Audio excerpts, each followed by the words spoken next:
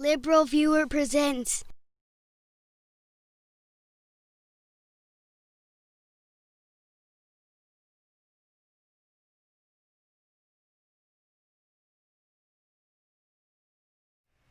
So, welcome. I don't know why I had that audio problem there. So, welcome to the November 22nd edition of LiberalViewer Sunday Live Clip Roundup. Thanks for joining me. Give me a thumbs up and subscribe to my channel if you like what I'm doing here for the last, 8 Sundays till President-elect Joe Biden will be inaugurated as president. I'll do a Sunday after that. I think that's January 24th.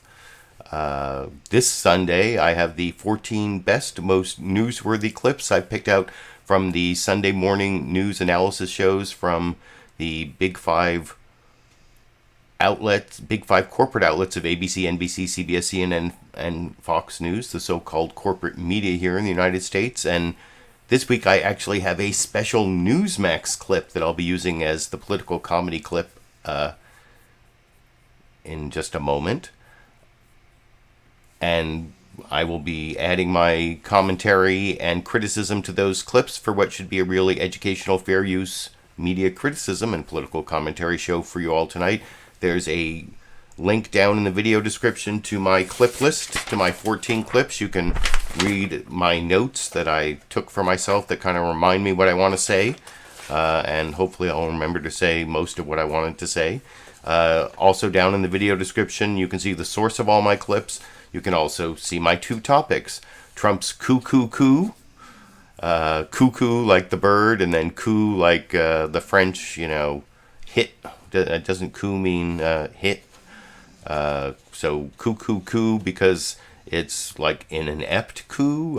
It's like a silly coup. I don't know. You can. We'll be talking about that with several clips.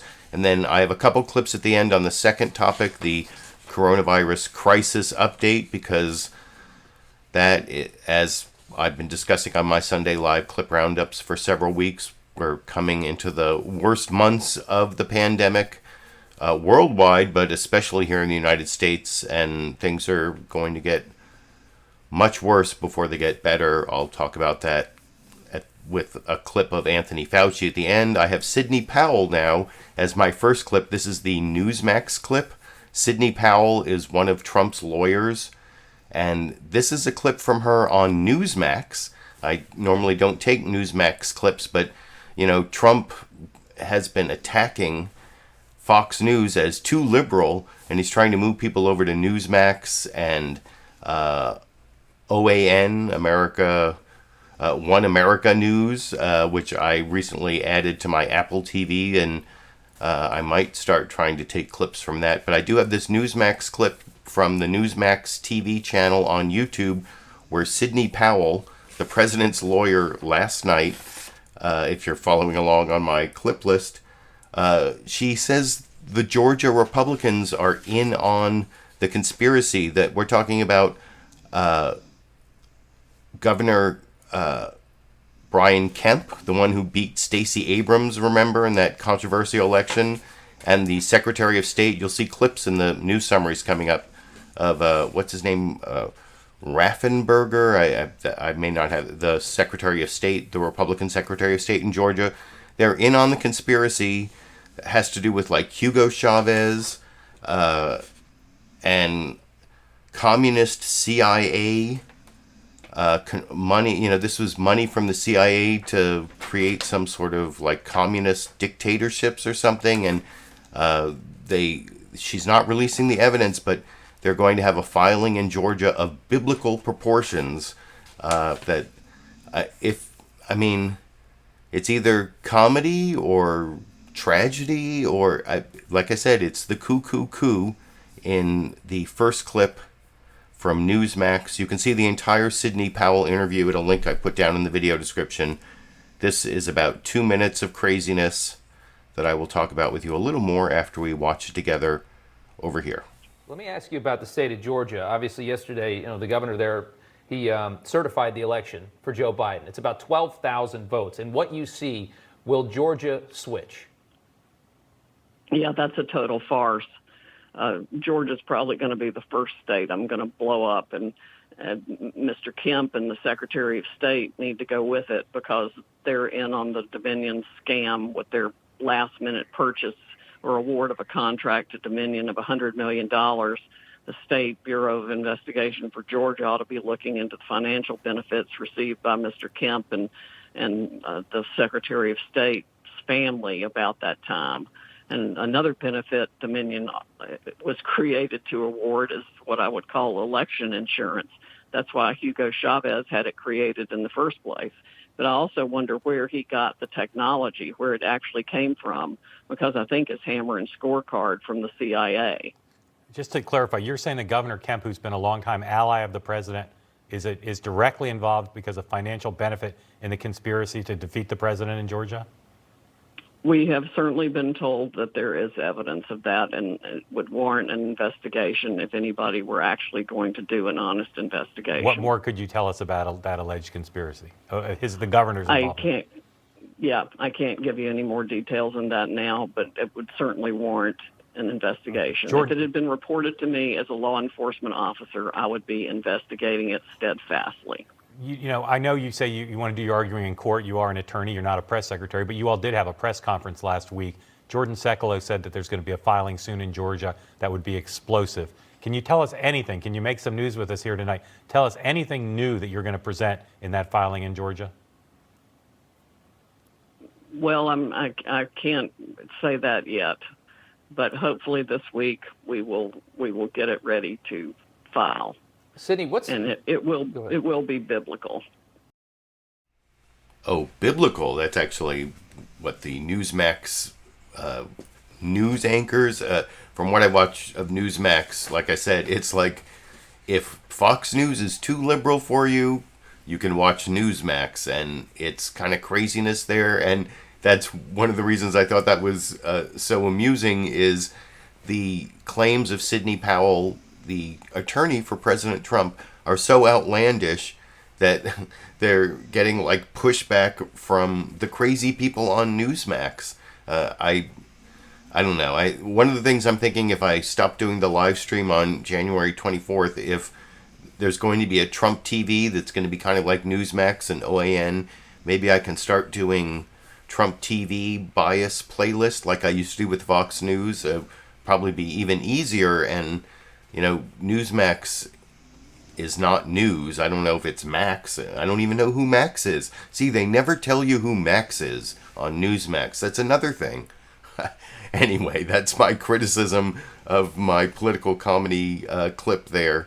You can let me know if you know anything about Newsmax. I'm still learning about the far fringes, but Sidney Powell, you know, is the attorney for Michael Flynn, the national security advisor who pled guilty a couple times to lying to the FBI and now is trying to withdraw his plea and claiming it's all a conspiracy. So I guess, and Sidney Powell also has some ties to QAnon, and it's all coming together for the people who believe in the things that don't really exist in the real world is the point I'm trying to make. And now I'm going to get back to the real world. I'm even going to include the Fox News summary as kind of a news summary. Fox News is, I don't know what's going on. If I've been talking about this for the last few weeks about how they're separating themselves from Trump. Chris Wallace even referred to Joe Biden as the president-elect in one of his questions. So, and many people on Fox News are referring to Joe Biden as the president-elect. And I will get to the Fox News summary in clip number 4, if you're following along on the clip list. But I put the news summaries just from longest to shortest, starting with the longest and often the best. NBC News, Meet the Press. I will criticize it more after I show it. But the one thing I would say that the balance of Trump's Cuckoo Coup versus COVID-19 is COVID is going to kill many, many Americans. Trump is undermining our democracy. How do you put those two things, balance those two news stories, my two topics, if you do a news summary? You can tell me if you think Todd got it right on Meet the Press this morning, which I will discuss with you a little more after we... Oh, and you noticed I had a little audio problem at the beginning of my live stream. Well, I feel a little better that at the end of this clip you'll see an audio problem that at first I thought was funny because of the Biden campaign, but eventually it's actually NBC News Meet the Press that had the problem, which I will talk about with you a little more after we watch this 5.5 minutes together over here. In the days immediately following Joe Biden's victory, it was easy to dismiss President Trump's reality denial as working his base or just a tantrum or some sort of strategy for his post-presidency. But now his antics are looking less like a fit of pique than an assault on our democracy. In recent days, we've seen President Trump and his allies pressure Republican state legislators to overturn the election and choose pro-Trump electors instead. Trump lawyers spin baseless conspiracy theories about voting machines, dead dictators in Venezuela, and a national conspiracy to rig the election that somehow members of both parties participated in. Mr. Trump fired the cybersecurity official who debunked his false claims that the election was stolen. And President Trump himself tweeted blatant falsehoods about non-existent voter fraud, including last night's explicit call to state legislators to overturn the election results. At the same time, the president is denying Biden's transition team access to information that would allow the new president to deal with the COVID crisis on day one, among other things. Simply put, that decision could be costing lives in a country where more than 250,000 have already been lost. Mr. Trump's efforts to turn a legitimate defeat into a fraudulent victory appear headed for failure. But he may succeed in undermining confidence in U.S. elections and in kneecapping the incoming administration. And perhaps that's the motive. But ask yourself, is this the 1950s or the 1850s? The 1950s, when we overcame our McCarthy-era crisis and eventually pulled together as a country, or the 1850s, when the nation broke apart? I'm confident he knows he hasn't won. It's just outrageous what he's doing. President-elect Joe Biden stepping up his criticism of President Trump's effort to overturn the election results. Big Pharma ran millions of dollars of negative advertisements against me during the campaign, which I won, by the way, but, you know, we'll find that out. But Mr. Trump's attempts to make his legal efforts appear anything more than a PR campaign aimed at delegitimizing Biden's presidency and building his own post-presidency brand are failing. In Georgia on Friday, Republican Secretary of State Brad Raffensperger certified Biden's win after a recount. Numbers don't lie. As Secretary of State, I believe that the numbers that we have presented today are correct. And though the president summoned Michigan lawmakers to the White House on Friday, shame on you! Shame on you! After the meeting, they said in a statement that they would follow the normal process in certifying the vote results. While the president and his allies are ripping at the fabric of the democracy in any way they can, the fabric is not tearing. It's holding firm. Also this week, Mr. Trump fired Homeland Security official Chris Krebs, who challenged his false claims of voter fraud. There's like a loyalty purge going on in the last month in the White House. I disagree vehemently with his firing. Of the 36 election lawsuits the Trump campaign and Republicans have filed, 24 have been denied, dismissed, settled, or withdrawn, and none has found a single instance of actual fraud. Most of the Republicans I've spoken to, including some of the governors, think this is debilitating. It sends a horrible message about who we are as a country. Still, the Republican Party's response has largely been to accept and to even encourage the president's attempts to overturn the election results. Just 3 Republican senators have publicly criticized the president. Senator Mitt Romney. It is difficult to imagine a worse, more undemocratic act by a sitting American president. Senator Ben Sasse wrote that the president's lawyers have repeatedly refused to actually allege grand fraud because there are legal consequences for lying to judges. And Susan Collins condemned the attempt to pressure state officials. But overwhelmingly, the nation's top Republicans have been silent or encouraged the president's unparalleled effort to steal an election he lost by more than 6 million votes and by an electoral college margin equal to his 2016 win. Stacey Abrams challenged the results in Georgia. She was an American hero. Right. When Donald Trump's going to court, he's a dictator. I'm tired of this crap. We're going to fight back in Georgia. We're going to fight back everywhere. It's an assault on our democracy. It's outrageous. It's bad for Donald Trump. It's bad for the Republican Party. It's bad for the country and our standing in the world.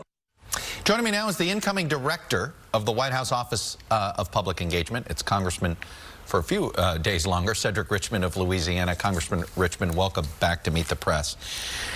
All right, tomorrow is certification day in Pennsylvania. We got the lawsuit thrown out last night, which basically was the last legal path that he had in Pennsylvania. If you follow the president's a plan to try to get to 270, it doesn't work without Pennsylvania. If tomorrow is not the day that GSA turns the keys over, what does the Biden transition team do, Congressman Richmond?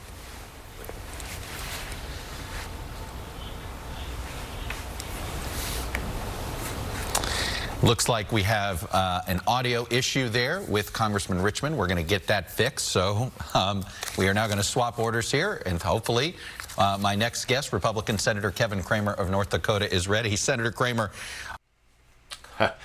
And I actually almost used that as my political comedy clip, just because, I don't know, is there some sort of metaphor that you could create from the Biden's incoming, the community engagement person for the Biden transition team can't hear what anyone's saying, but actually it turns out if you watch all of Meet the Press in a clip later that I'm not going to show, he was not able to hear because of a problem on NBC's side. So it was actually, and I will show a clip later, clip number 11 later is Cedric Richmond.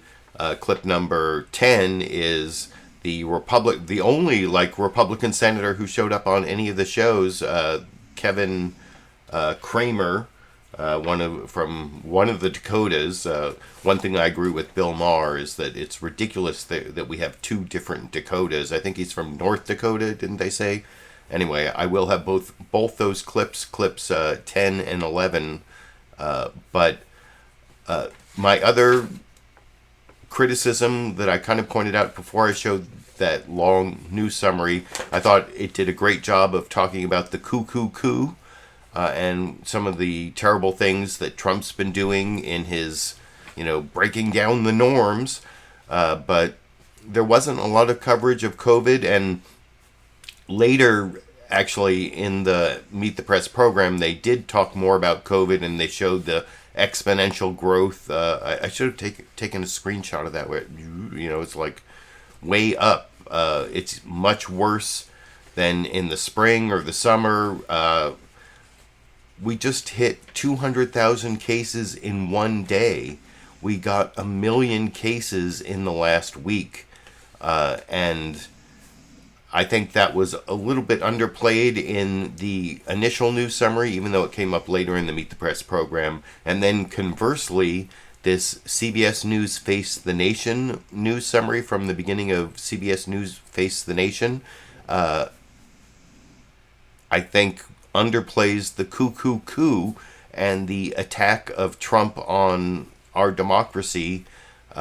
Didn't actually really get brought up on Face the Nation till like 50 minutes into the program, when they had former National Security Advisor McMaster on, where he said it was a national security threat, but I didn't take that clip. But this is actually, as usual, CBS should stand for the COVID broadcasting system, because they've done the strongest reporting on COVID going all the way back to like January and February, when no one was covering it. And I was saying, I didn't even take clips of the CBS coverage, and I was saying that either they're overhyping this virus over in China, or they're the only network that's covering what's going to be the biggest story of the year. And as I've said many times, it turned out to be number 2. Option 2, yes, CBS has always done the best COVID coverage. They even had Elizabeth Palmer in a clip I didn't take later in the program, talking about what's going on in the world. Brazil and India are the second and third most cases after the U.S., and bad things are happening all over the world, but especially here in the United States, as CBS News Face the Nation reported this morning over here. Good morning and welcome to Face the Nation. Once again, we begin the broadcast with staggering numbers, and a lot of them are now in the millions. According to the White House Coronavirus Task Force, there are 47 states in the red zone. Across the country, there were over 1 million new infections in the last week, bringing the total to well over 12 million cases. On Friday, we set a record of nearly 200,000 new cases in a single day. And more than 250,000 Americans have died of COVID-19 since the pandemic began. The CDC last week urged Americans not to travel for Thanksgiving. Many are ignoring that advice. We begin this morning with CBS News national correspondent Mark Strassman in Atlanta. It's a super spread of defiance and denial. Roughly 50 million Thanksgiving travelers expected to ignore the CDC's plea to stay home. The week ahead could become COVID America's most dangerous yet, as new cases and hospitalizations already smash daily records. I get it, but it's Thanksgiving, and people want to be with their families. Tell that to the governor in Washington state. We have to understand that the house is on fire right now. And in Minnesota. Each day I'm going to stand in front of you and tell you that we've hit another record number of deaths. By one measure, COVID-19 is now America's third leading killer, behind heart disease and cancer. Every day, in endless ways, the virus's third surge threatens. Hours before kickoff, Saturday's Clemson-Florida State game was postponed. A Clemson player tested positive. This map shows another red state America. Red means counties now battling a COVID crisis. To change the map, the color of the map, then we need to do much more right now to make that happen. Starting this weekend, roughly 95% of Californians have a curfew like a teenager, 10 p.m. to 5 a.m. for the next month. Protesters hit the streets, complaining it goes too far, even in a state averaging 10,000 new cases a day. An illegal curfew, 10 o'clock curfew, we're not going to abide by it. It's ridiculous. Wanted in El Paso, temporary help. Workers to move bodies of the COVID dead, often to mobile morgues. The county warns applicants that the work may be physically and emotionally taxing. North Dakota has the world's highest COVID mortality rate per capita. But reaction to the new mandatory masking? It is against the rights of the people. It's unconstitutional. Finally, COVID's economic impact also remains epidemic. A Dallas area food bank gave away 5,000 Thanksgiving turkeys. 26 million Americans report money miseries and missed meals as 2020 draws to a close. That's 3 times greater than last year's average. One more measure of COVID's impact, the CDC here in Atlanta reports that death totals for 2020 are higher than normal in every state of the country, almost 20% higher for most of the year. And in general, death patterns have matched the spread and peaks of the virus. Margaret? Mark, thank you. We want to go now to the director of the National Institute of Allergy and Infectious Diseases, Dr. Anthony Fauci. Good morning to you, Doc. And I do have like a 5-minute or so clip of Anthony Fauci as my last newsmaker clip, clip number 14. It's actually 5.5 minutes from Anthony Fauci of the 12-minute interview Margaret Brennan does on CBS News' Face the Nation. Actually, there's a link down in the video description to the entire Face the Nation program on the Face the Nation YouTube channel, cut up in 2 clips, including the 12-minute interview with Fauci. And like I said, my last 2 clips are on my second topic, the coronavirus crisis update. Things are going to get really bad for the next few months. Maybe we'll start getting better in the spring and summer of 2021. That's what I'll be talking about for those last 2 clips.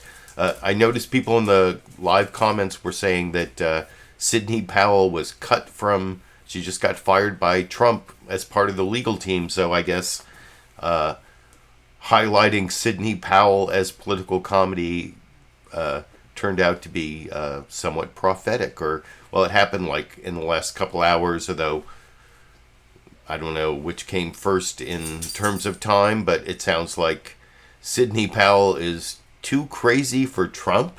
What does that even mean? But thanks for pointing that out in the live comments. And I Googled it, and yeah, I guess Sidney Powell. But Rudy's still on the team, right? Rudy's not too crazy, and the Hugo Chavez communist conspiracy, that wasn't just Sidney Powell. That's maybe because she attacked the Republican officials in Georgia. I don't know. You can let me know what you think down in the comment section. But the next news summary is actually also very COVID-centered. And the surprising thing about it is it's from Fox News. Fox News Sunday now being more journalistic. But as I've talked about for months before the election, I would even play this game. I talked about how long does it take until Fox News even says COVID, coronavirus. They were almost shilling for Trump, hoping for his re-election, and now they're like breaking from Trump, or now it doesn't matter for the election. And in some ways they actually downplayed the Cuckoo Coup, the undermining of our democracy by Sidney Powell, Rudy Giuliani, these outrageous claims of fraud and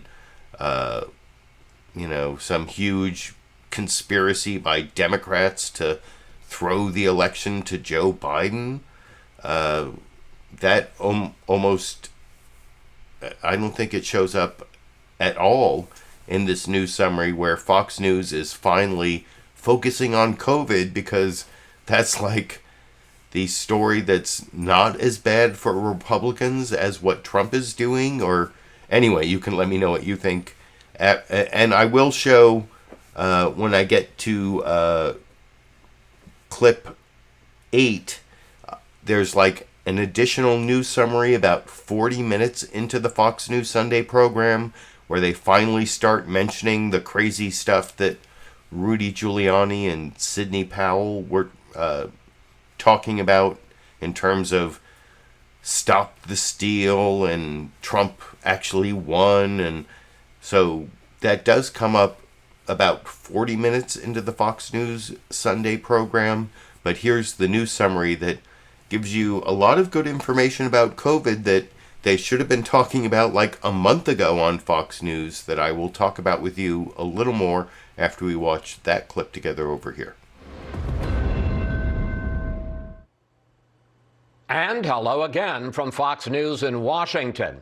This weekend, Americans are being urged to double down on life-saving measures such as social distancing and mask wearing, as the death toll from the coronavirus passes 250,000. And there's a record 195,000 new cases just on Friday. The exploding numbers prompting the CDC to urge people not to travel for Thanksgiving. In a moment, we'll discuss the latest spike and the good news about vaccines with Dr. Tom Inglesby, one of the nation's leading experts on infectious disease. But first, Mark Meredith reports on the tough choices Americans are facing this holiday season. I'm a college student, so I don't really have much of a choice, but I think that any unnecessary travel should be avoided. Millions of Americans weighing the risk of spending the holiday around the table with loved ones. We're kind of debating on what to do between getting together with the whole family or just staying local. The demand for testing high, lines long. Here in Washington, National Park set to open tomorrow as a mega testing site.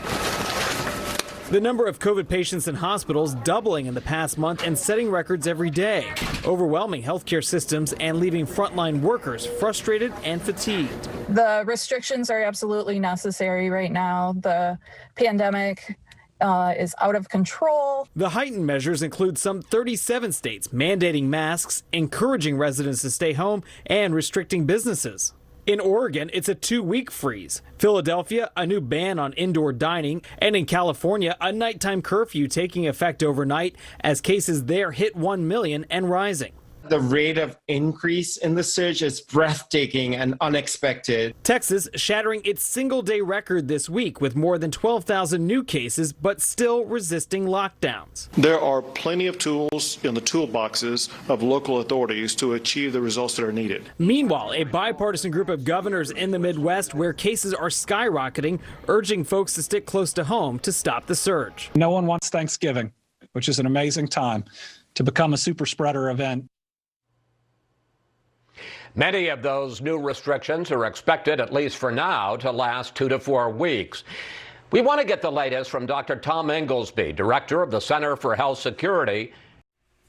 And they did get some good information from Tom Inglesby, basically saying what you'll hear from the clips I have at the end about how Anthony Fauci is saying for the next couple months, 2 or 3 months, if we don't change our evil ways, we are totally screwed.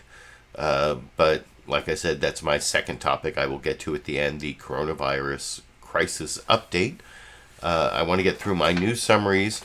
I think I pretty much criticized that clip before I showed it.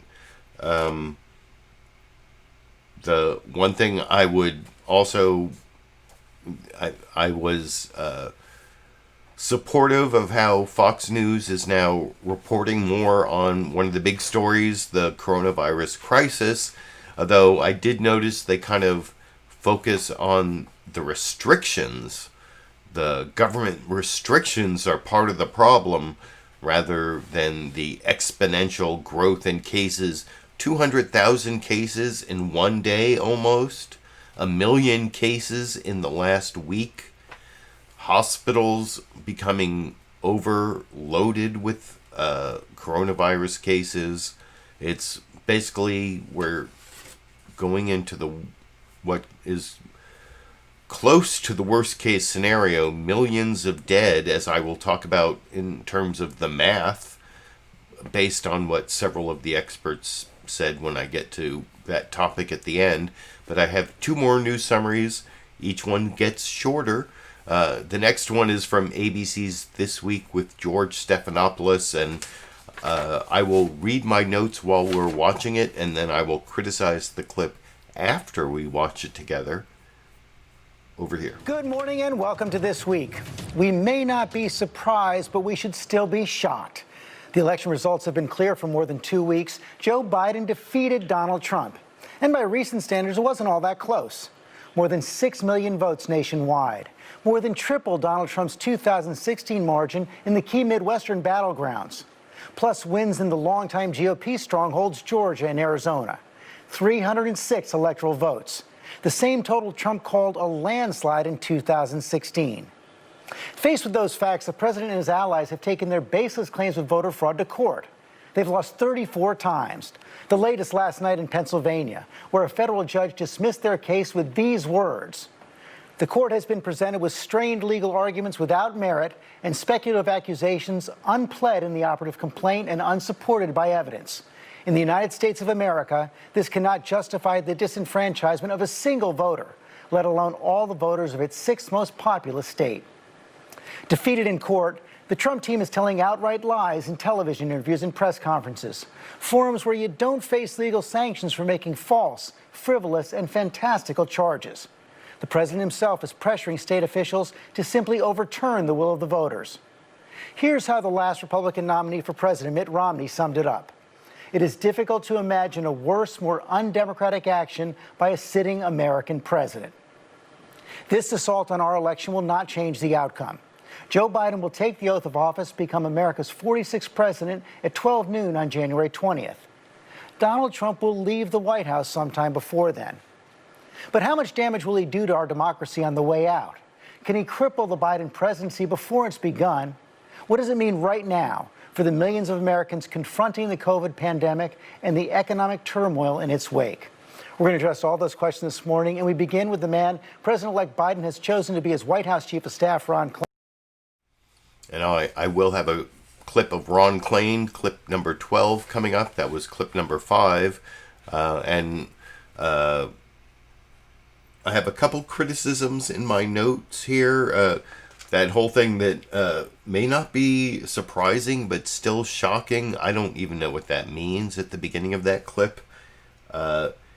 He did, ABC did cover like Romney's quote and the I saw someone when I showed the NBC News Meet the Press news summary laughing at Susan Collins as one of the three Republicans who've said something, and now there's Pat Toomey of Pennsylvania also, but it's still kind of ridiculous. And also there wasn't a lot of coverage of how bad COVID is. I mean, you just saw the news summary, but that does come up. Both my topics come up in the final news summary from CNN's State of the Union, where Jake Tapper always tells us what is the State of the Union this week, and it's suffering. We're suffering because both of the pandemic and the lack of leadership, which I will discuss with you after we watch those 82 seconds for the shortest news summary of the 5 I've shown you from the big 5 corporate outlets together over here. Hello, I'm Jake Tapper in Washington, where the state of our union is suffering from a pandemic that is now spreading faster and more broadly than ever, according to public health experts, and suffering, frankly, from a severe lack of leadership as President Trump spends his final weeks in office sulking and stewing over an election that he lost by more than 6 million votes in the popular vote and more than 50 in the electoral vote. Just hours ago, the president faced a major blow to his efforts to undermine the election when a federal judge in Pennsylvania dismissed with prejudice a key lawsuit seeking to invalidate almost 7 million votes in Pennsylvania. This morning, President Trump railed against the Paris Climate Accord in a pre-recorded speech before the G20 summit, which is virtual this year. Saturday, he was at his golf club instead of participating in a special side conference focused on the pandemic and the coronavirus tragedy. This is as the United States has now reached an unimaginable 12 million coronavirus cases and more than 250,000 deaths, a number that health experts fear will only be turbocharged by family gatherings during Thanksgiving just 4 days from now. The one light at the end of this tunnel, the one light, a vaccine could be only weeks away from delivery, with the FDA now looking at Pfizer's vaccine for emergency use approval. Joining us now is the Chief Scientific Advisor for Operation Warp Speed, Dr. Moncef Slaoui. And I actually have a clip of Dr. Moncef Slaoui coming up. That's in addition to Anthony Fauci, that's the other clip I have in my topic at the end on the coronavirus crisis update, where Moncef Slaoui says we may be able to get back to normal in May, although he also talks about some of the long-term side effects of the vaccine that kind of worry me, and I'll talk about that when I get to that clip. But I think Jake Tapper hit a lot of the notes there, did a great job. If you're following along on my notes about the notes he hit, he showed the golfing picture.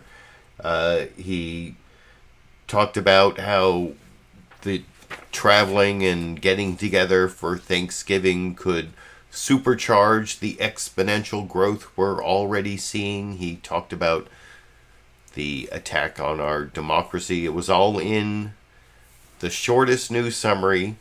So kudos to Jake Tapper for that, at least. And then the next clip I want to show is my first newsmaker clip. This is John Bolton, former Trump National Security Advisor, former Bush ambassador to the UN, who was never confirmed by the Senate because he's too crazy. I even hesitate to give airtime to a right-wing crazy and neocon militaristic, bomb Iran, Iraq war apologist, etc., like John Bolton. But he happened to talk about the Cuckoo Coup with Jake Tapper. Jake Tapper also did a great polemic at the end of, he, instead of doing State of the Cartoonian, this like humorous thing where he do some drawings before the pandemic when humor was still acceptable on the Sunday morning news programs. Well, instead of that, now he does this like editorial at the end where he talks about how Trump is trying to stage a nonviolent coup, a cuckoo coup, that's my first topic. And anyway, here's John Bolton and his mustache, which his mustache is looking a little tired, a little sparse. I don't know why. I was expecting a much more robust mustache. No, anyway, you can tell me what you think about John Bolton and his mustache and his answer here to Jake Tapper about the Cuckoo Coup giving too much credit to Donald Trump in this clip. Power.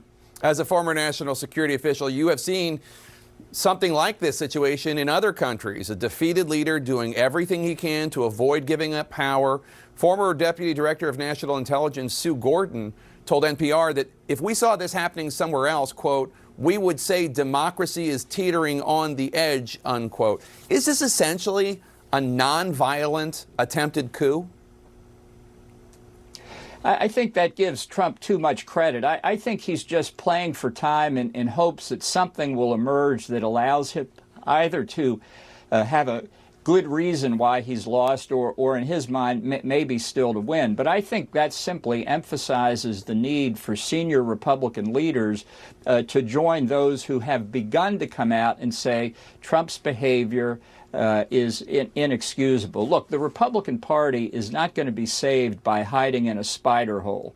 We need all of our leaders to come out and say the election is over. We're not talking about an abstract right for Trump to use his legal remedies. We've passed that. We're 3 weeks after the election. He doesn't have any evidence. He doesn't have any legal theories. Look, for those who are worried about Trump's reaction, there's strength in numbers. The more who come out and say he doesn't represent us, he is not following a Republican game plan here, the safer they will be.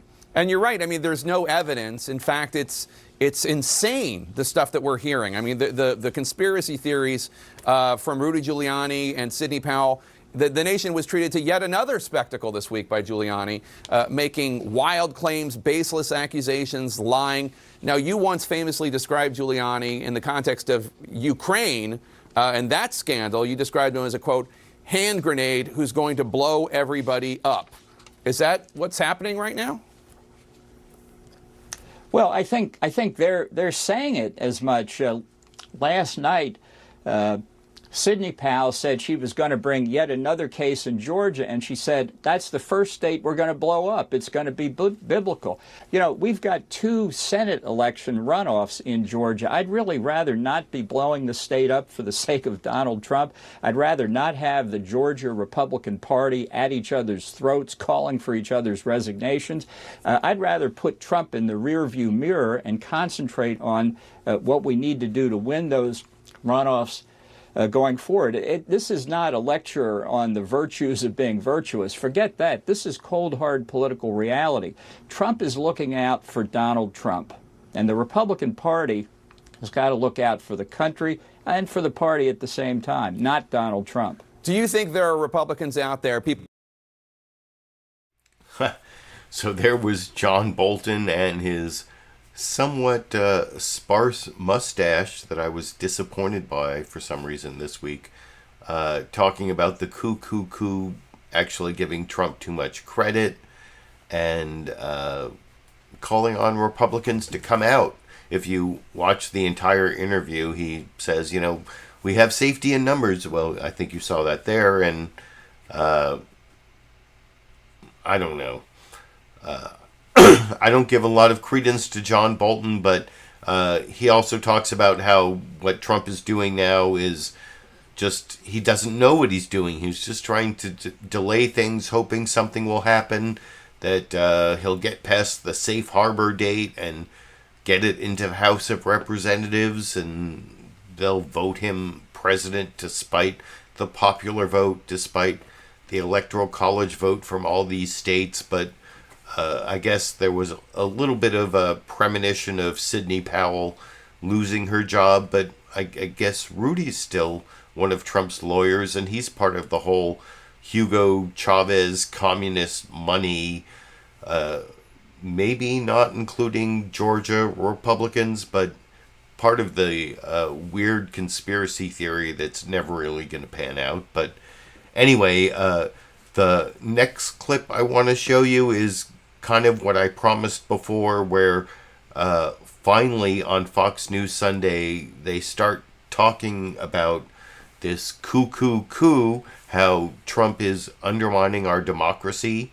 Before I get to that, I did see in the live comments, I got one super chat contribution. Two. One from Lulu Girl for $10 and one from Matthew for $10. Lulu Girl saying, wishing everyone a happy Turkey Day, and Matthew, happy Thanksgiving, LV. So, that I guess we're all going to celebrate Thanksgiving, hopefully in a safe, non-COVID transmitting way, which I'll talk about when I get to the last couple news clips. And in case anyone's wondering if they're going to be bonus Dash and Sandy clips, I actually have two. I have two bonus Dash and Sandy clips at the end. But anyway, I appreciate those super chat contributions because I don't get a lot of ad revenue from YouTube since they only monetize my videos after basically I've gotten all of the views. So I appreciate the super chat contributions, the direct PayPal contributions. There's a link in the video description for that. And also, of course, my monthly contributors. There's a join button for YouTube contributions to be a YouTube member. And then there's a link in the video description to be a monthly Patreon patron at the... here it is. I dropped my... at the $5 level, I send out these hashtag LiberalViewer stickers, which are weatherproof vinyl. You can put them anywhere. And then at the $10 level, both through PayPal and Patreon, I send out the sticker and this ACLU Constitution. If you want to know... and I see Tom Trask, as I was talking, gave a $10 contribution because you said bonus dandy clips, Dash and Sandy or dandy clips. I have two of them, two bonus Dash and Sandy or dandy clips. So thanks for all of that. And having spent a couple minutes now e-begging, I will get back to my regular topics. I just showed you the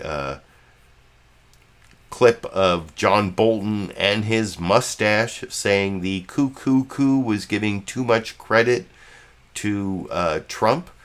But now I'm going to show you an additional Fox News Sunday news summary.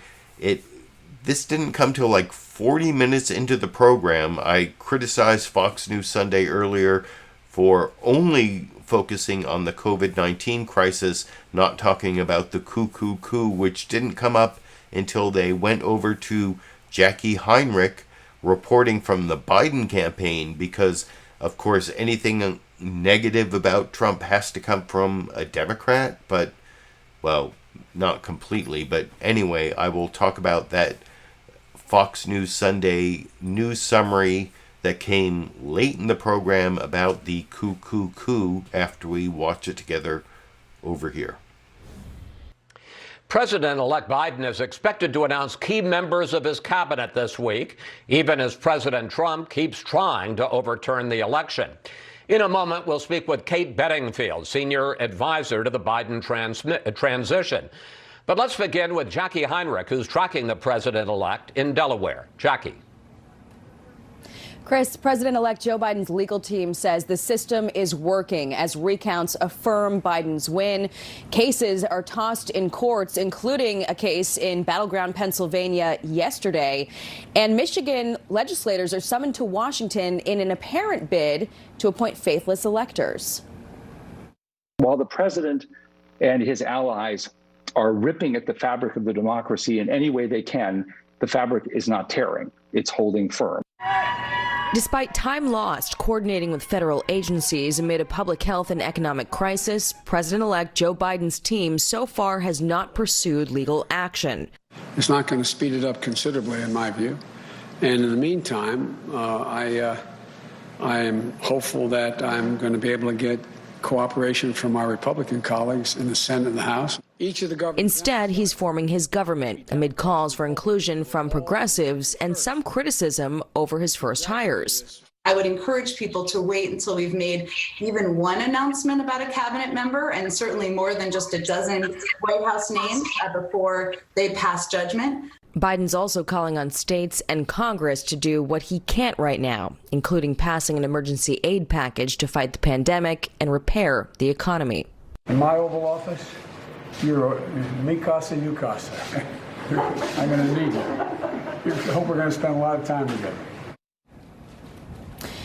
Biden is expected to announce some cabinet nominees on Tuesday. He's already picked his choice to head up the Treasury, and significantly, that name has not been leaked, Chris. Jacqui Heinrich reporting from Wilmington. Jacqui, thank you. And joining us now, senior advisor to the Biden transition team, Kate Bedingfield. And that's actually the next clip I'm going to show you. I think I pretty much pre-criticized that clip before I showed it, basically criticizing it because it took so long for Fox News Sunday to get to the Cuckoo Coup topic. I think it was like 40-something minutes into the program. They also talked about it with their panel, but they concentrated on COVID for once because that's less damaging to the Republican Party, I guess, than what Trump is doing to undermine our democracy. And, you know, Fox News is all about trying to protect the Republican Party. They're actually were created to be a propaganda outlet for the Republican Party. If you read this book over here, The Loudest Voice in the Room by Gabriel Sherman.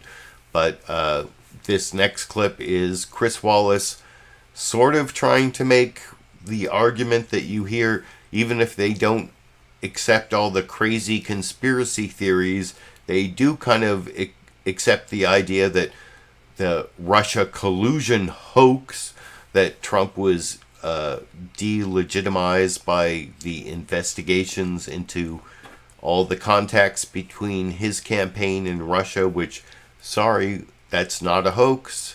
Roger Stone was kind of the go-between between the campaign and Julian Assange and WikiLeaks that was putting out the stuff that Russia hacked from the Democrats, John Podesta and Hillary Clinton's campaign. It's not a crime because you can't charge someone who conspires with the publisher with the crime of hacking when, you know, Julian Assange and WikiLeaks published the material, but the Russians hacked it. So there's no crime, but it's still Russia collusion. And anyway, you'll see Chris Wallace still do some water carrying for the Russia collusion hoax in his cross-examination of Kate Bedingfield, who talks about absurd apples and oranges regarding the oranges of the investigation. If you remember Trump saying the oranges of the investigation, that I will talk about with you a little more after we watch that clip together over here. Does the president-elect have any concerns whether or not the President Trump's effort to overturn the election will succeed? And is he reconsidering at all his decision not to go to court, either one, to protect his victory in the election, and two, to try to force the transition to begin? No, he does not have any concern. I think what we've seen over the course of the last few weeks are these lawsuits from the Trump campaign and their allies have been laughed out of court after court all across the country. They are getting absolutely no traction. We've seen the Republican governor and Republican Secretary of State in Georgia this week reaffirm the recount results there, reaffirm the outcome that Joe Biden won the state of Georgia.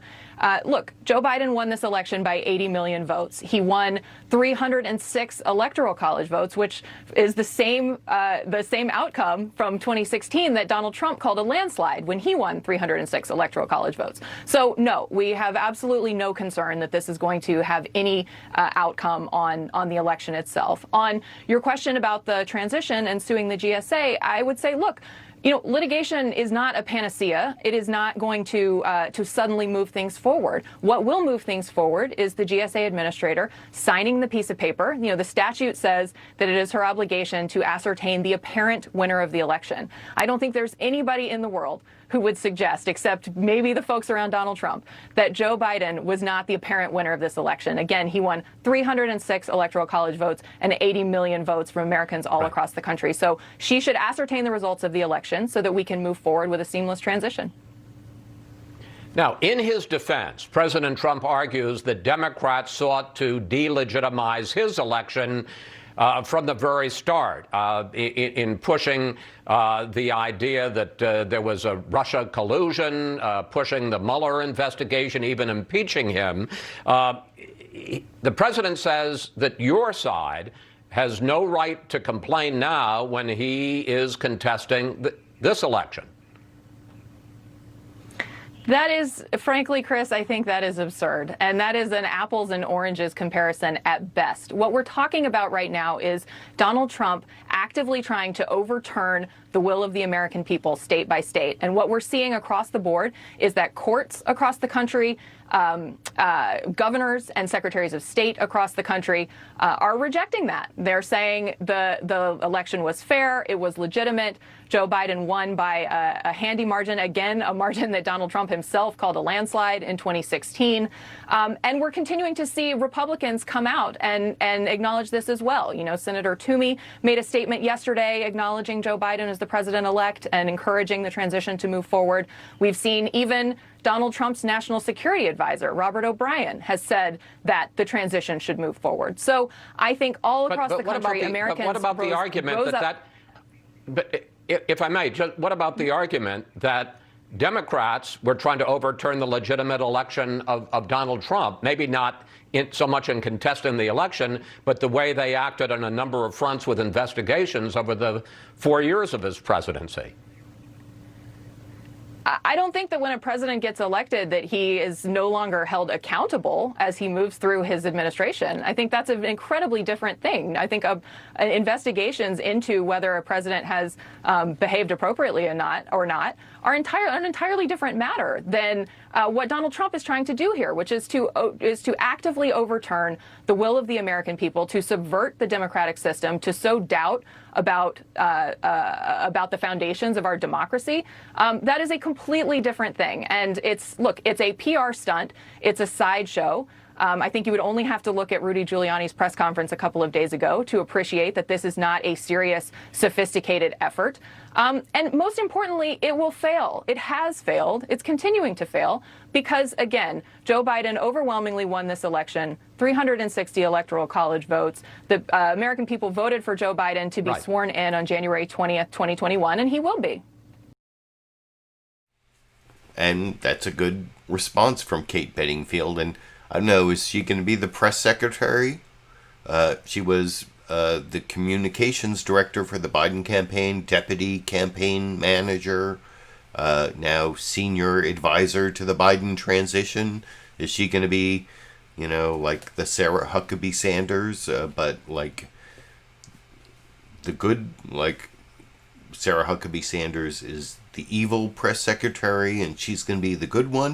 I think she did a pretty good job there of responding to Chris Wallace carrying water for the right-wing conspiracy theorists who think that Trump was never accepted as a legitimate president, even though Hillary Clinton conceded like the day after Trump, the November 2016 election, the day, she waited till the next morning, but she conceded.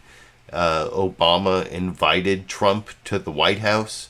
Michelle Obama welcomed the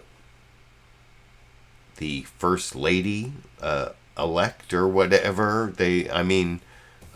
There was, they're talking about the Russia investigation, but I talked about that before I showed the clip, that there was the Roger Stone angle. There was Michael Flynn. Sidney Powell is the lawyer for Michael Flynn. I talked about that case earlier, where he was talking to the Russian ambassador Kislyak and telling them to hold off on responding to the sanctions for interfering in the 2016 election. There is a lot of there's no Russia collusion hoax. There's no Obama spying on the Trump campaign. That is just ridiculous right-wing talking points that I guess Trump is trying to keep alive so that he can run again in 2024, or at least keep people interested in him. But I think he might actually be going to jail. Anyway, I don't want to go off on all those tangents, but I now have 2 NBC News Meet the Press clips. First, Chuck Todd cross-examining the one Republican senator who came on any of the news programs. This is Kevin Kramer, the senator from North Dakota, who I guess, does anyone even live in North and South Dakota? Even the 2 Dakotas have so many fewer people than California, even though the 2 Dakotas get 4 senators, and the 35 million people who live in California only get 2 senators.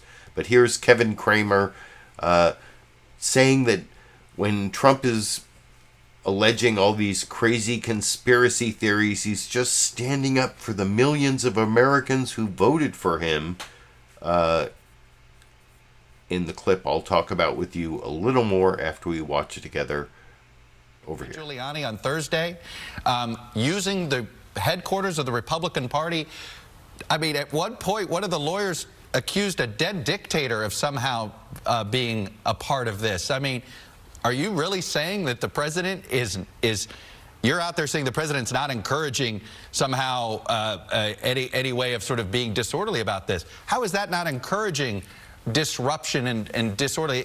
He's accusing the entire system of being corrupt. Is that not undermining the democracy? Well, first of all, what they're claiming is that there's a lot of evidence, and they're presenting that evidence in cases. Now, it's up to them to present that evidence, Chuck, obviously, and we've yet to see a real hearing where evidence was presented. And they're not obligated to present it at, yesterday or tomorrow, although the sooner the better from my perspective. But I'm just speaking strictly now from this attack on democracy, as you call it. These are legal systems. These are processes that are in our Constitution, in our laws, and they're not just appropriate, but they're really an obligation, frankly, to the millions of Americans that President Trump is a reflection of. I know a lot of people like to think that we're the reflection of him. He's a reflection of millions of people that want to see him fight this to the end. Now, there has to be an end, Chuck. I agree. There has to be an end. Yeah. I frankly do think it's time to, it's past time to start a transition, to at least cooperate with the transition. I'd rather have a president that has more than one day to prepare should Joe Biden, end up winning this. But in the meantime, again, he's just exercising his legal options. I just want to confirm, you believe that the head of GSA tomorrow morning at this point ought to say the transition needs to begin. It looks like Joe Biden's going to be the apparent winner. Yes, there's more to go through. If this is what the head of GSA said, yes, there's still more to go through, but it looks like Joe Biden's the apparent winner. Let's allow the transition process to begin. Should that be what happens tomorrow morning? Yeah, it should happen tomorrow morning because it didn't happen last Monday morning. I just think you have to begin that process, give the incoming administration all the time they need. Now, I will also say this. I think that Vice President Biden has been a bit overdramatic as it relates to Operation Warp Speed and the distribution of the vaccines and things. I mean, none of those things are a secret. The military is in charge of Operation Warp Speed. The military is still going to be there after the election. But there are lots of other things. And I've informed my staff well over a week ago that they had to cooperate with any transition outreach because we want to be prepared. We have to, we have a government to run regardless of who the president is. Does it concern you that so many, and I'm sure, and I'm curious what happens when you have your own constituents that say to you, Senator, I know this was stolen. I just don't believe it. What is it gonna take to tell those folks, your constituents in North Dakota, look, I know you don't like the results, but it was fair and square? Yeah, that's a great point. That's a great point. That's where leadership really does have to step in, and where you have to both be attentive to them and then use your circle of influence. And I think what it's going to take, Chuck, is for all of these legal avenues to be exhausted. And then at some point, we start preparing for another election. Your monologue illustrated a couple of times in our history when there have been challenges, and the good news is that our republic is very resilient. You do realize that in this. So, I think Chuck Todd did an okay job talking to the Republican senator, and especially set it up pretty well in the news summary that you saw Kevin Kramer, the North Dakota senator, actually mentioned. But here is also a response from Cedric Humphrey, the incoming community engagement director for the Biden transition. I showed you earlier at the end of the Meet the Press news summary where he couldn't hear what Chuck Todd was saying. Well, here he is talking about the crazy Trump attacks on our democracy, and a little bit about what you heard from Kevin Kramer in the clip I'll talk about with you a little more after we watch together over here. You know, Steny Hoyer, the #2 leader on the Democratic side, said, I think this borders on treason. He is undermining the very essence of democracy, which is you go to the poll, you vote, and the people decide. There's no doubt that the people decided. Those are strong words. Do you concur with them? Look, it's certainly un-American. But remember, we have to all remember who we're dealing with. We're dealing with Donald Trump, a president that was impeached for withholding foreign aid to Ukraine unless they gave him dirt on Joe Biden's son. So there's nothing, the one thing I do agree with Senator Kramer on is there's nothing that Donald Trump will do that will surprise me, because he's shown exactly who he is, a person who will break the law, ignore the law, to get what he wants. And at some point, I just hope that the American people understand that this is about them. This is not about an elected official. This is about saving lives. This is about protecting our country. And all of these people that are waking up in economic and financial instability and ruin because of our failed coronavirus response, we need to be doing something for them right now. Before I let you go, you have a unique perch. You were the national co-chair for Joe Biden's campaign. You're a pretty active and high-level Democrat in the House. So answer me this question. Joe Biden won the White House, but Democrats lost seat in the House. Oh, and if you check on the entire interview at the link down in the video description for Meet the Press, you can see Cedric Humphrey talk about why he thinks that Democrats may have lost seats in the House in the 2020 election. But I did see in the live comments while I was watching that clip with you that Chair's Bed also gave me a $10 super chat contribution saying, keep your eye on the Southern District of New York next year. Happy Thanksgiving. And that kind of follows on what I was talking about earlier about Trump maybe ending up in jail. Doesn't even matter if he pardons himself, if he resigns and has Mike Pence pardon him, or even some people are saying that Joe Biden should try to unite the country by pardoning Trump for all past crimes. But, well, that might save him from possible indictments in the Southern District of New York federal crimes, because, of course, when Michael Cohen went to jail, he pled guilty to committing campaign finance violations at the direction of Donald Trump. And that means that not only does Michael Cohen say under oath that he was directed to commit felonies by Donald Trump, but that means the prosecutor who accepted that plea and the judge who accepted that plea, they all believe there's a reasonable basis to believe that Michael Cohen was directed by Trump to commit campaign finance felonies to cover up the hush money payments to Stormy Daniels, and directing someone to commit a federal felony, that's a felony. So, yeah, Chair's Bed is right that there may be federal felony indictments. In fact, I would say there's an over 90% chance that there are federal indictments awaiting Trump in the Southern District of New York, unless Bill Barr has gotten his hand in there somehow with all the firings he did and, like, somehow gotten rid of them. That's the 10%, which I wouldn't discount. That could definitely be true also. But thanks for that Super Chat contribution, Chair's Bed, and that's also something that could happen. But as I was saying earlier, even if there's some sort of weird pardon that stops the Southern District of New York, there's still the Manhattan District Attorney, Cyrus Vance,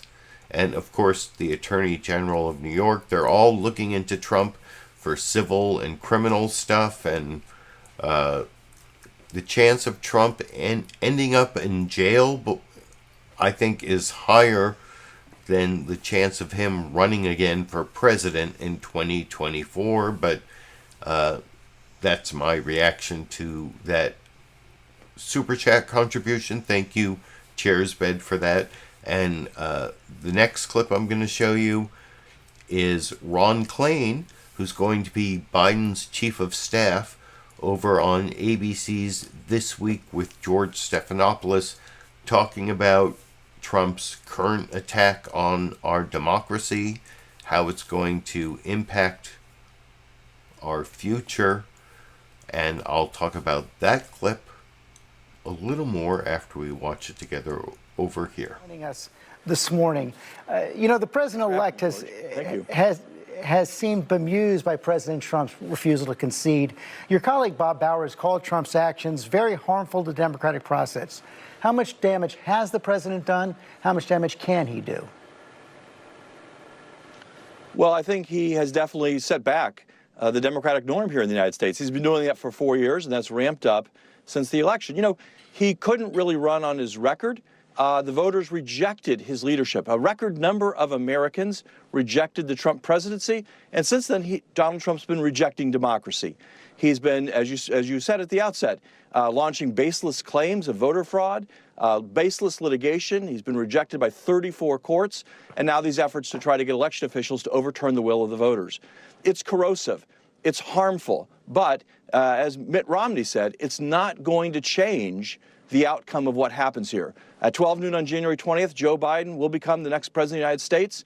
Everything Donald Trump's doing now is bad for our democracy. It's bad for our position, our image in the world, but it's not going to change what happens here when we get a new president next year. As you know, a Monmouth poll out Wednesday showed that 70% of Republicans believe that Biden won because of voter fraud. Are you worried that the president is trying to lock in a perception by his base that Biden is an illegitimate president, and can this work? Well, George, as you know, that same poll showed that an overwhelming number of Americans as a whole thought that the election was fair and proper and Joe Biden was the rightful winner. We know we have to reach out to Republicans. We know we have to bring the country together. In fact, that's been the entire essence of Joe Biden's campaign for the presidency, trying to heal this nation, repair its soul, restore its backbone, unite the country. And uniting the country is what he's doing. Look at what he did this past week, George. He met with business and labor leaders together to talk about fixing the economy. Military leaders who served in both Democratic and Republican administrations to talk about our national security future. And then he met with governors, both Democrats and Republicans, including some conservative Republican governors, to talk about the urgent needs of fighting COVID. So he's doing his job of bringing the country together. Donald Trump's never going to change. He spent 4 years tearing this country apart. It seems he's determined to spend the final days of his presidency doing the same thing. So, like I said, that's the incoming chief of staff for President-elect Joe Biden, who is going to become president on January 20th, 2021, despite the Cuckoo Coup that I've been talking about for that whole topic. I did want to point out that Ron Klain there was talking about how Trump has been breaking our democratic norms, but it's not going to change the outcome. He seemed, that was almost kind of a hopeful note to end the Trump Cuckoo Coup topic, and transition to a couple clips that are pretty dark. Bad things are going to be happening. This is the coronavirus crisis update part of the program. And I'm going to start with a clip from CNN's State of the Union, where Jake Tapper was talking with the head of Trump's Warp Speed project. And, you know, I'm a big fan of Warp Speed as an old-time Star Trek fan. You see my Mr. Spock mug over here. I'm very happy that these vaccines with apparent high efficacy and safety are going to be available maybe even next month. And here you're going to see the head of Project Warp Speed, Moncef Slaoui, excuse me, Dr. Moncef Slaoui, talk about how he thinks we may be able to get back to normal by like May of 2021, when 70% of Americans are going to be vaccinated, which gives us herd immunity. But there are some problems with that analysis, especially the fact that 40-something% of Americans say they don't trust the vaccine. And Dr. Slaoui himself is going to give some information that at the end here, if you do the math, that might make you kind of worry about. They looked at the short-term side effects, but what about the long-term side effects of the vaccine? If you remember back to like the Ford administration and the swine flu, that they had a quick vaccine that ended up having some long-term side effects, the Guillain-Barré syndrome. Does anyone remember that? Well, by the end of this clip, you're going to hear Dr. Slaoui say that their previous vaccine research has shown that 90 to 95% of vaccine recipients don't have long-term complications. But he's also saying he wants 70% of Americans, what is that, like 300 million of the 330 million, so, 280 million people. Well, if 90 to 95% of that many people don't have long-term side effects, that means 5 to 10% of those 280 million people might. That's like 14, of 280 million, that's 14 to 28 million people might have long-term side effects from this vaccine. Do the math.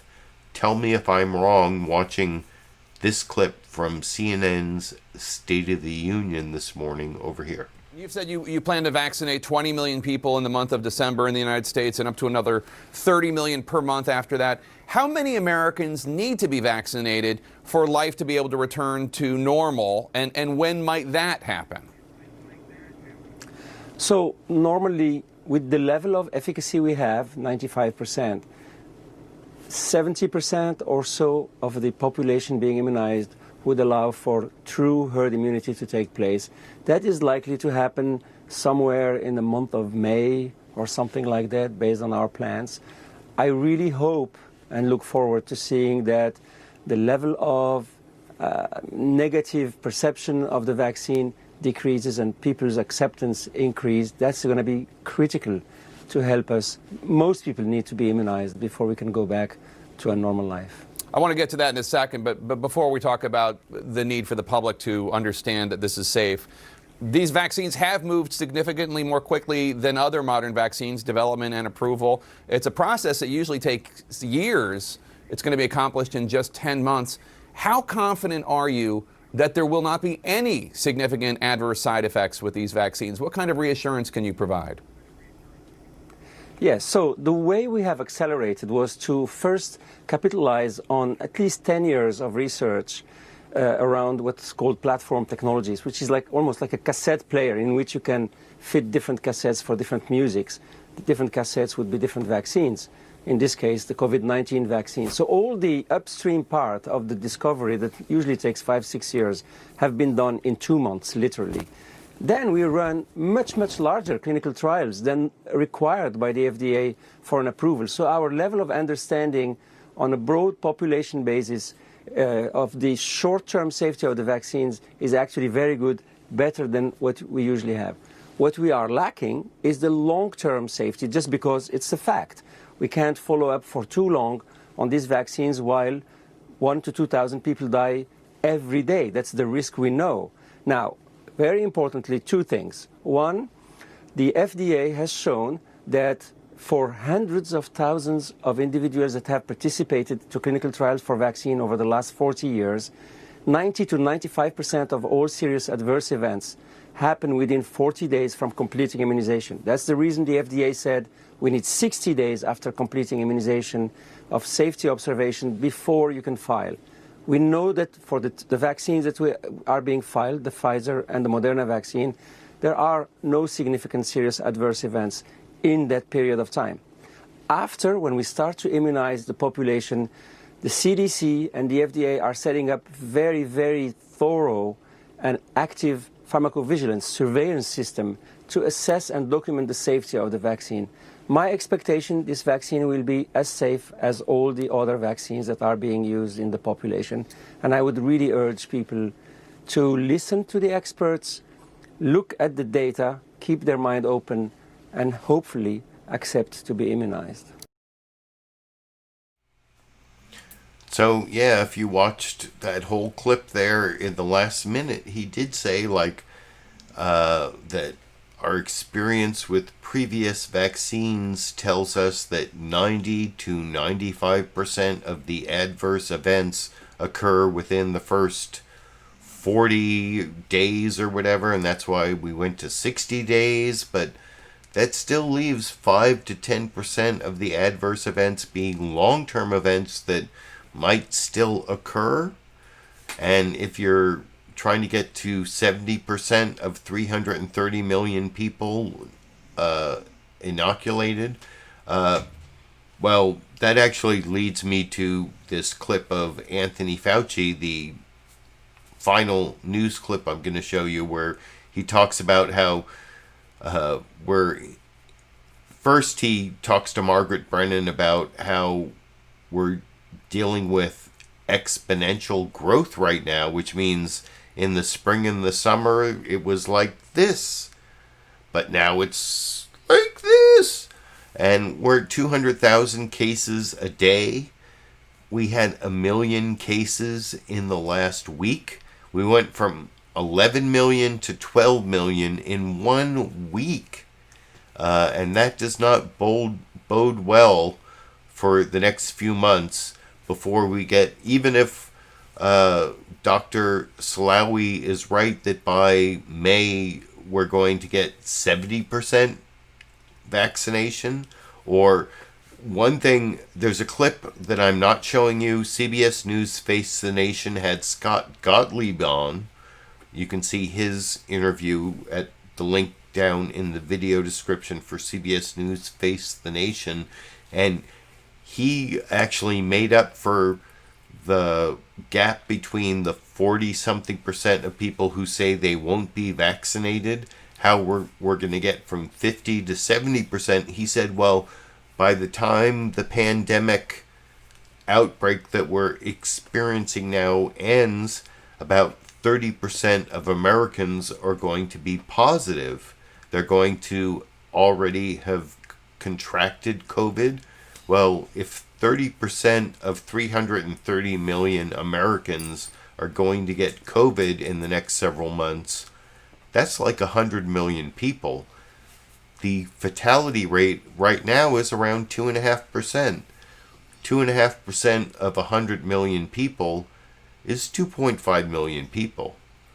That, that's like 10 times the 250,000 we're at now. That is incredibly bad news. And anyway, here is Anthony Fauci admitting that things are really bad, talking to Margaret Brennan for the final news clip, but also saying we can stop it if we just act responsibly, which I have no confidence that we're going to do. But here's the final news clip that I will talk about with you a little more. Lots of bad news, 5.5 minutes of bad news to talk about with you a little more after we watch together over here. This week you said that we are approaching exponential growth in infections. Can you level with the American people here and tell them what they need to be bracing for? Are we about to tip in to the most intense part that we have experienced of this pandemic to date? Yeah. On the one hand, that is true. When you say exponential, you mean the curve is really very, very steep. If you look at the curve of what we had in the spring when it was dominated by the infections in the northeastern part of the country, particularly the New York metropolitan area, the curve was like this. When you look at what we saw in the southern states when we try to reopen, the curve was also like this. Right now, the curve is like that. It's going up at a very rapid rate, and you look at almost every single day, in fact, gives you another record. Having said that, you don't want people to get terrified, but you want them to understand, Margaret, that we can do something about that by mitigation methods. And also, help is on the way. So we should not look upon this as a hopeless situation. And one of the things when you get COVID fatigue, which is entirely understandable, that people just throw up their hands and say, heck, we're not going to be able to do anything about it. Let's just do what we want to do. That's the wrong decision, because vaccines are coming and they're going to be available relatively soon. If we can hang in there with the mitigation methods and implementing them, we can get out of this. So there's a very sober message on the one hand, but there's a hopeful message if we do certain things. It's within our power to do them. We're not helpless. I know, and I hear your passion here. I want to get to the hope of the vaccine in a moment, but near term, let's talk about that reality. You mentioned the crowds at airports. 50 million Americans are expected to travel. They're ignoring the CDC advice not to do so.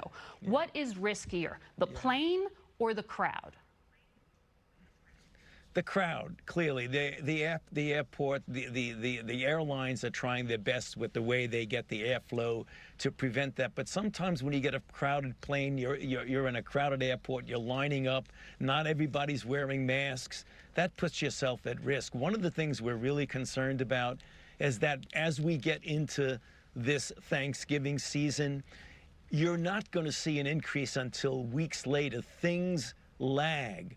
So what you don't want to see is another spike in cases as we get colder and colder into the December, and then you start dealing with the Christmas holiday.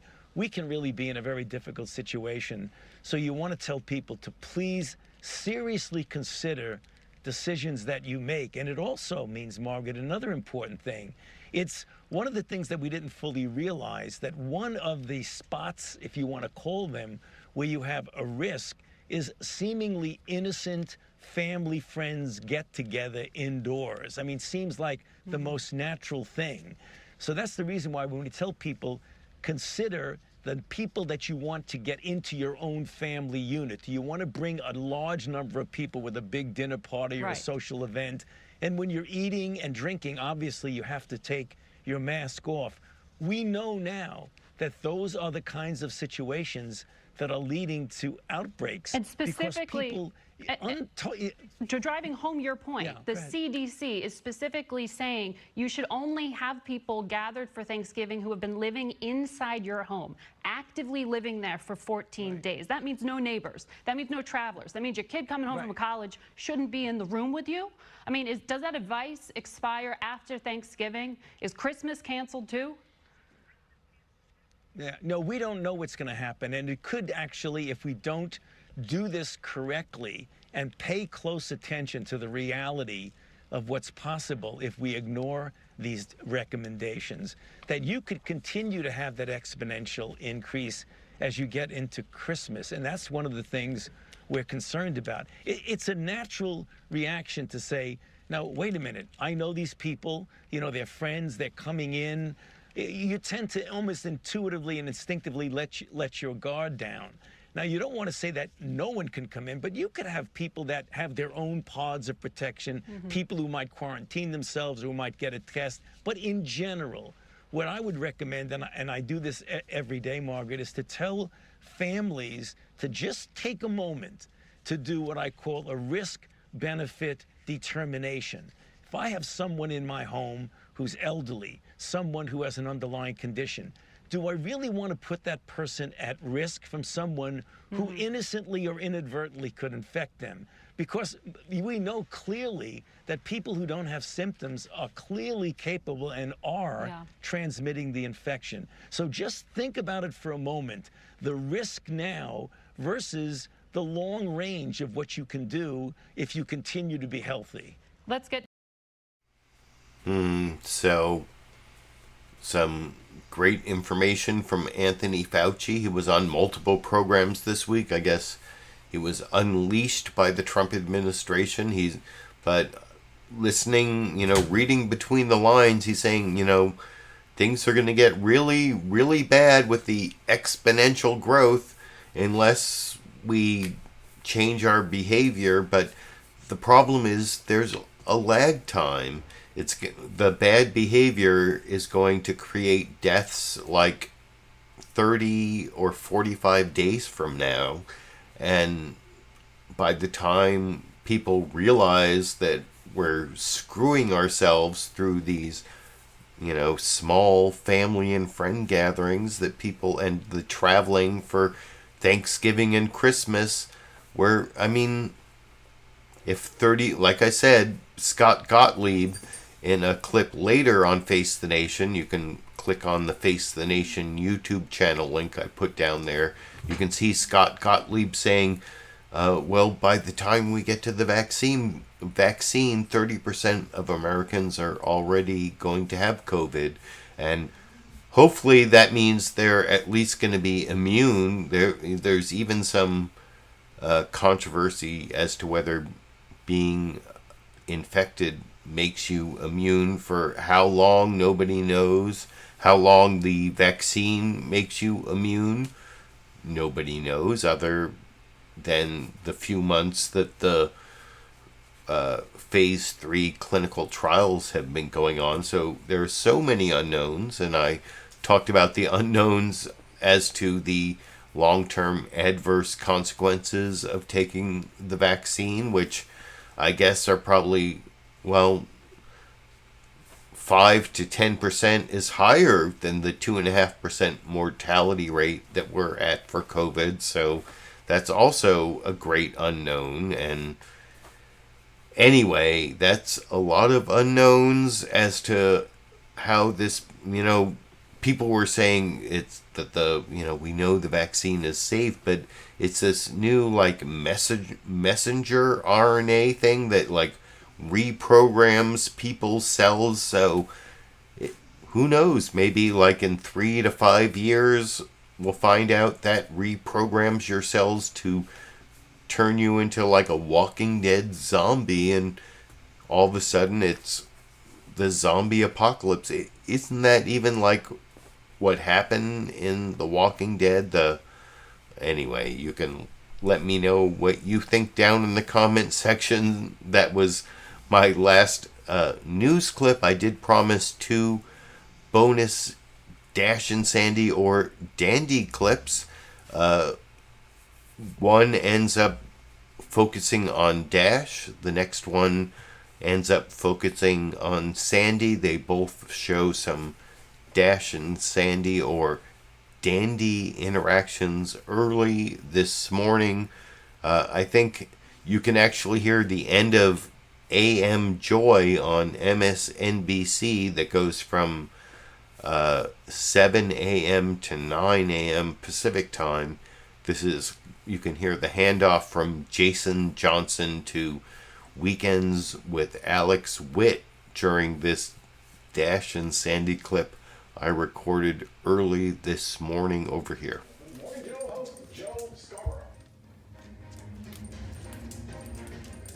support a strong immune system, your body needs routine. Centra helps your immune defenses every day with vitamins C, B, and zinc. Season after season. Ace your immune support with Centrum.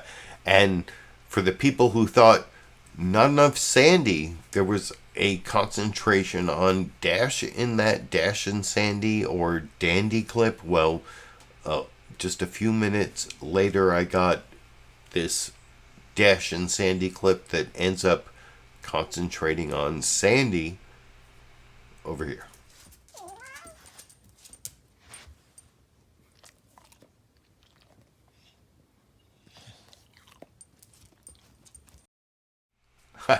And there you have 2, that's right, 2 bonus Dash and Sandy or Dandy clips. I hope you appreciate those clips.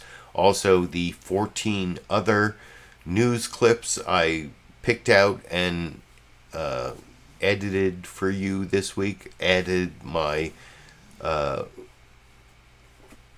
media criticism and political commentary. I spent like 9 or 10 hours this week, and I've been doing that for every week for almost 400 Sundays, 396 Sundays in a row. That's like, if you put all those Sundays in a row, I've been doing this for like a year of Sundays plus. So if you like what I've been doing, if you appreciate all the work I put in, give me a thumbs up. Subscribe to my channel. I've talked about all the ways you can support my channel financially. You can just give me a supportive comment if you really like what I've been doing and you've watched all the way here till like an hour and 37 minutes. Jeez. That's too long. Time to end the live stream until next week and every week through at least January 24th, 2021. The end of the the end of the Trump administration. Until then, I will be seeing you every Sunday, and maybe for other reasons on my YouTube channel, but I guess till next Sunday, I will be seeing you around the internet.